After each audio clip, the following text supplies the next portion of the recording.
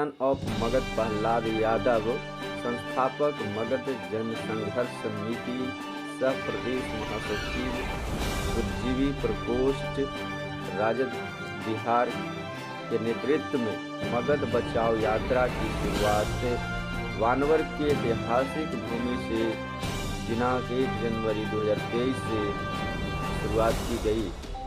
इसमें शामिल डॉक्टर अनुराधा सिन्हा, पूर्व जिला परिषद अध्यक्षता, गोपाल पासवान राजद प्रदेश महासचिव, रमेश पासवान सरपंच तिर्रा, विष्णु कुमार गुप्ता पंचायत समिति पिंजोरा, रामानुज ठाकुर समाज सेवी, सीताराम पंडित, महेश सिंह, सुरेश यादव, अनिल यादव, रामजतन यादव, राजेंद्र यादव, सुजीत राम इत्यादि उपस्थित होकर यात्रा में शामिल हुए।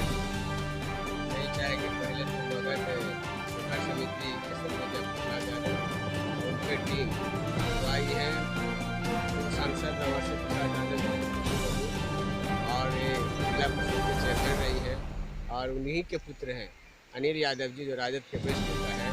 तमाम जो साथी आए हैं गाय घाट से, जो मगध संघर्ष समिति की ओर से बैनर थे बचाओ, जो पूर्व के वक्ता ने कहा कृषि प्रधान देश है, हम भी मांग करते हैं कि इस प्रमंडल जो राज्य है मैंने मगध उसको दिया जाए, रोड मैप का दर्जा जाए। जब तक नहीं दिया जाएगा ये मगध बचाओ संघर्ष समिति आंदोलन करेगी और बाद होकर सड़क से लेकर सदन तक हम लोग आवाज़ मुखर होकर आवाज़ को बुलंद करेंगे और सरकार के खिलाफ भी अगर जाना पड़े इस मुद्दे को लेकर तो हम लोग जाएंगे संघर्ष समिति।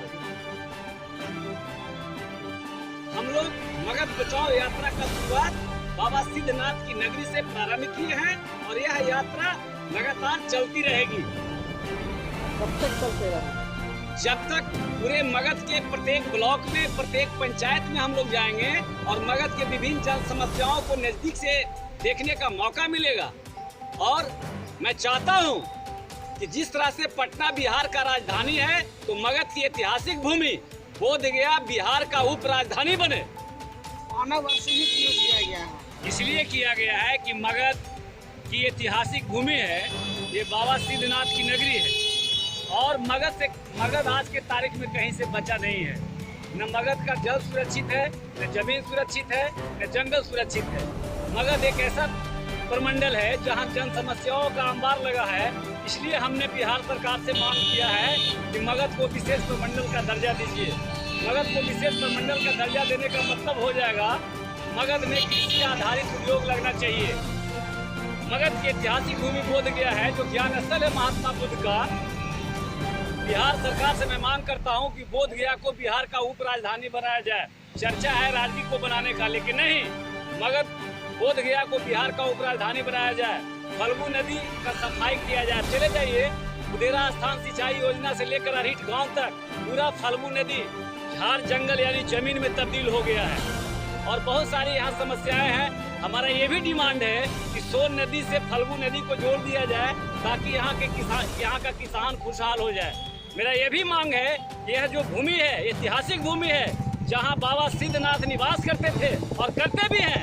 इसलिए मगध में एक वर्ल्ड क्लास का बाबा सिद्धनाथ मेडिकल कॉलेज की स्थापना इसी पहाड़ी के तलहटी में हो और ताकि यहाँ का जब डेवलपमेंट होगा यहाँ 12 बर में 24 घंटा बिजली आपूर्ति हो, महिलाओं के लिए सार्वजनिक कई सुलभ कॉम्प्लेक्स की स्थापना हो, शौचालय की स्थापना हो। यहाँ पे अभी गौ घाट से हम लोग प्रारंभ किए हैं। गौ घाट में बिजली नहीं है, जैसा कि साधु संत जी ने कहा कि यहाँ पे बिजली नहीं मिलता है। ये सब सरकार की निकम्मेपन है और सरकार को इस पर विशेष ध्यान देना चाहिए। मगध तब बचेगा जब मगध का तमाम चीज सुरक्षित रहेगा, जिन बातों का मैंने उल्लेख किया। मगध बचाओ यात्रा पर आप क्या कहना चाहते हैं? मगध बचाओ यात्रा सन ऑफ मगध प्रहलाद यादव के नेतृत्व में हमारे राष्ट्रीय जनता दल के वरिष्ठ साथी गोपाल पासवान जी, रामानुज ठाकुर जी, सीताराम पंडित जी, सरपंच साहब, सैकड़ों साथी संयुक्त रूप से सवेरे से इस आंदोलन को सफल बनाने के लिए लगे हुए थे। कई यात्रा का कई चरण हम लोग शुरू किए थे, लेकिन ये दूसरा जो नए साल में जो पहला चरण यात्रा का हुआ, जो 12 वर्ष शुरू किया गया, और इसमें संकल्प लिया गया कि मगध प्रमंडल में सबसे बड़ा क्षेत्र यहाँ का कृषि क्षेत्र है और कृषि आधारित यहाँ पर उद्योग लगना चाहिए। कृषि आधारित यहाँ पर पैन, पोखर और बड़े बड़े नहर का निर्माण होना चाहिए। आज हमारे गांव देहात सिंचाई के बिना सैकड़ों एकड़ जमीन भूमिहीन पड़ा हुआ है, बंजर पड़ा हुआ है, कई वर्षों से लड़ रहे हैं। जैसे मगध की राजधानी राजगीर है, जितना ध्यान नीतीश कुमार जी राजगीर का विकास पर लगा रहे हैं, उतना ही ध्यान गया, जहानाबाद, अरवल पर लगाना चाहिए। अगर ये ध्यान नहीं लगाते हैं तो हम लोग इसको मजबूती से आने वाला समय में विधानसभा चुनाव हो या लोकसभा चुनाव हो, जो मगध की बात करेगा, मगध की विकास बात करेगा, उसी को हम लोग समर्थन करेंगे, नहीं तो उसके खिलाफ हम लोग लड़ाई लड़ेंगे। आपका धन्यवाद। मगध बचाओ यात्रा की शुरुआत हमारे 12 वर्ष से हुआ है, इसके लिए आप क्या कहेंगे? इसलिए हम लोग ये जो मगध बचाओ यात्रा का शुरुआत हम लोग बनावर से किया है। तो हम लोग सभी लोग यहाँ चाहते हैं कि मगध प्रमंडल का दर्जा, विशेष प्रमंडल का दर्जा दिया जाए, जिससे कि यहाँ जो विकास है वो अच्छी तरह से हो। और हमारे कॉमरेड रामाश्रम प्रसाद जी 4 बार जहानाबाद से सांसद रहे हैं। उनके जाने के बाद जहानाबाद की जनता नेता विहीन हो गई है। जनता की समस्या का अंबार लगा हुआ है। जनता देखने वाला कोई नहीं है, गरीब गुरुओं को देखने वाला कोई नहीं है। लोग एक प्रतिनिधि के नाते बस अपने आप को देख रहे हैं, अपनी जगह पकड़ लेते हैं, उसके बाद जनता के बीच में कोई नहीं रहता है। तो हम लोग इस मगध बचाओ यात्रा में यही सब समस्या, जनता की समस्याओं को लेकर आज यहाँ उपस्थित हुए हैं और चाहते हैं कि जनता की समस्या जो है वो सुने, लोग जनप्रतिनिधि सुने, उसका निदान करें। जनता भी संघर्ष कर रही है, उनको आगे पीछे देखने वाला कोई नहीं है इन्हीं सब बातों को लेकर। और यहाँ पे हमारा जो मगध है कृषि प्रधान देश है, यहाँ कृषि के कोई व्यवस्था नहीं है, कृषि की कटाई की कोई व्यवस्था नहीं है। बना है जो मंडई बराज बना, ये बना वो बना, लेकिन उसका समुचित लाभ जो है जनता को नहीं मिल पा रही है। तो यही सब जनता की समस्याओं को लेकर हम लोग यहाँ पे उपस्थित से आप शुरुआत किए हैं, तो 12 वर्ष से शुरुआत किए है यात्रा, शुभ यात्रा, तो इन बराबर के लिए आप क्या सोचें? बानावर बिल्कुल ऐतिहासिक जगह है भाई। यहाँ बानावर के, ये पुरानी मेरी मांग है कि बानावर के तलहटी में बहुत सारा जमीन है।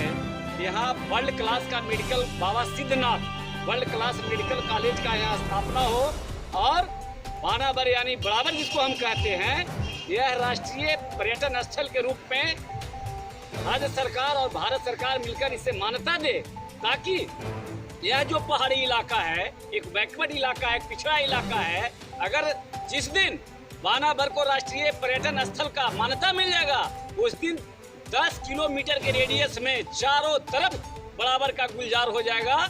यहाँ सरकार से मैं ये भी मांग करता हूँ कि बराबर में लाखों श्रद्धालु प्रतिवर्ष आते हैं। यहाँ महिलाओं के लिए सुलभ एक कॉम्प्लेक्स, 1, 2, 3 नहीं दर्जनों यहाँ पे शौचालय का स्थापना किया जाए। बराबर में 24 घंटा बिजली आपूर्ति किया जाए, और बराबर को जब राष्ट्रीय पर्यटन स्थल का जब मान्यता मिलेगा, तो बराबर के चारों तरफ डेवलपमेंट होगा। यहाँ एक ट्रेड सेंटर भी बन सकता है, बिजनेस व्यापार भी बढ़ेगा।